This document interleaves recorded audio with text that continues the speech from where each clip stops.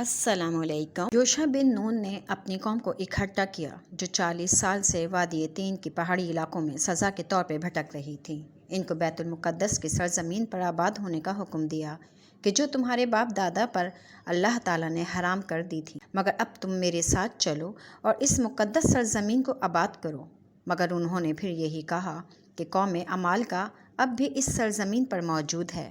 حضرت یوشع بن نون نے اپنی قوم سے کہا کہ چلو ہم ان سے لڑیں گے اور اللہ تعالیٰ ہم کو فتح یاب کریں گے، اور آپ اپنی قوم کو لے کر بیت المقدس کی زمین پر گئے، اور انہی ہٹے کٹے لوگوں سے آپ کا مقابلہ ہوا جو صرف دوپہر ظہر کے وقت سے عصر کے وقت تک رہا، اور وہ قوم جس کو دیکھ کر حضرت موسیٰ کی قوم ڈر گئی تھی، شکست کھا کر میدان چھوڑ کر بھاگ گئی، اور اللہ تعالیٰ نے بیت المقدس بنی اسرائیل کو عطا کیا جو یہودی کہلائے۔ مگر یہ قوم ایمان والی تھی جو بیت المقدس میں آباد ہوئی۔ یہ قوم برسوں وہاں پر آباد رہی، اور پھر حضرت عیسیٰ علیہ السلام کا ظہور ہوا، اور پھر اس قوم نے آپ کی ولادت پر حضرت مریم علیہ السلام پر تہمت لگائی اور بدتمیزیاں کیں۔ یہ قوم ہمیشہ سے بک بک ظالم، جابر اور اللہ تعالیٰ کی ناپسندیدہ قوم رہی ہے۔ انہوں نے 10,000 انبیاء کو شہید کیا۔ اللہ تعالیٰ نے اس قوم کی ہدایت کے لیے سب سے زیادہ انبیاء اسی قوم پر اتارے، مگر اس نے ہمیشہ اللہ تعالیٰ کے غضب کو للکارا۔ پھر اس سرزمین پر حضرت داؤد علیہ السلام آئے۔ آپ چونکہ نبی تھے اور بادشاہ بنا کر بھیجے گئے تھے، اس وقت آپ کی حکومت تھی۔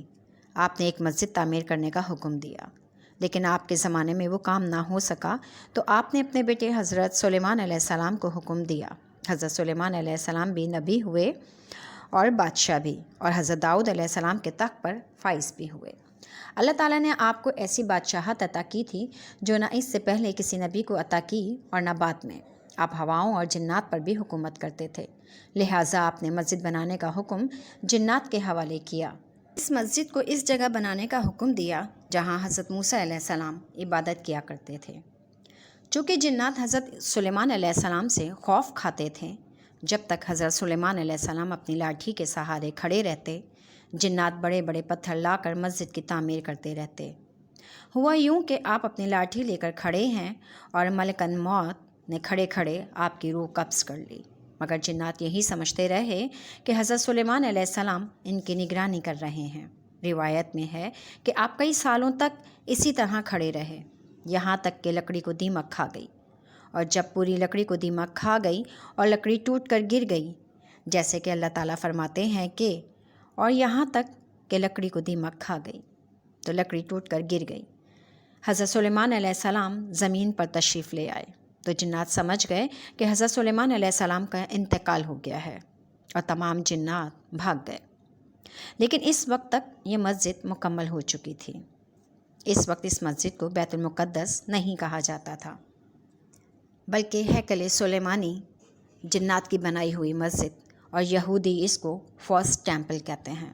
حضرت سلیمان علیہ السلام کا تخت جہاں لگتا تھا، حضرت سلیمان علیہ السلام نے اس دور کی تمام کتابیں، جادوگروں کے تمام جادو کی چیزیں اور اپنا تخت زمین کے اندر دفن کر دیا، کیونکہ یہودی جادو ٹونا جیسی چیزوں پر مہارت رکھتے تھے، اور یہودی آج بھی ان چیزوں کو تلاش کرنے کے لیے مسجد کے ارد گرد کھدائیاں کرتے ہیں، اور تھرڈ ٹیمپل جو انہوں نے بیت المقدس کو ختم کر کے بنانا ہے، اسی جگہ نصب کر کے دجال کی تخت پوشی کرنی ہے، اور اسی خواب کو پورا کرنے کے لیے یہودی قتل و غارت کرنے سے بھی نہیں ڈرتے۔